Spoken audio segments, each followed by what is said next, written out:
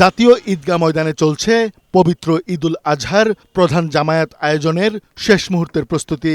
বৈরী আবহাওয়ার বিষয়টি বিবেচনায় নিয়ে ৩৫,০০০ মুসল্লির জন্য প্যান্ডেল স্থাপন সহ নানা পদক্ষেপ নিয়েছে ঢাকা দক্ষিণ সিটি কর্পোরেশন।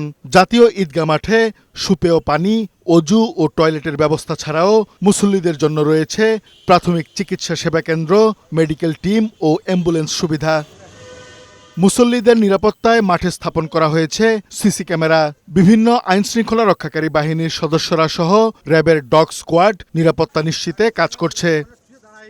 বৃহস্পতিবার জাতীয় ঈদগাহ ময়দান পরিদর্শন করেন ডিএসসিসির প্রশাসক শাহজাহান মিয়া। নিরাপত্তায় বিঘ্ন ঘটতে পারে এমন কিছু না নিতে মুসল্লিদের প্রতি আহ্বান জানান।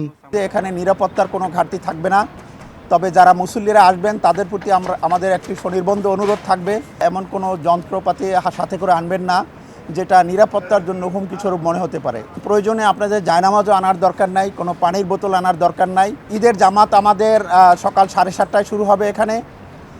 আর যদি আবহাওয়া এমনই খারাপ হয় যে এখানে কোনো রকমই নামাজ আদায় করা সম্ভব হচ্ছে না, তাহলে সেক্ষেত্রে আমাদের বিকল্প হিসাবে বাইতুল মোকাররম সকাল 8টায় সেখানে আমাদের ঈদের জামাত অনুষ্ঠিত হবে। তিনি জানান, ঢাকা দক্ষিণ সিটি কর্পোরেশন থেকে কোরবানির বর্জ্য 12 ঘন্টার মধ্যে অপসারণ করা হবে। কোরবানির দিন বিকাল থেকেই আমাদের বর্জ্য ব্যবস্থাপনা কার্যক্রম শুরু হবে। আমাদের কমিটমেন্ট যে 12 ঘন্টার ভিতরে আমরা এই ময়লা পরিষ্কার করব, এবং আমাদের এই ময়লা পরিষ্কারের জন্য প্রায় 10,000-এর অধিক আমাদের কর্মী আমরা প্রস্তুত রেখেছি।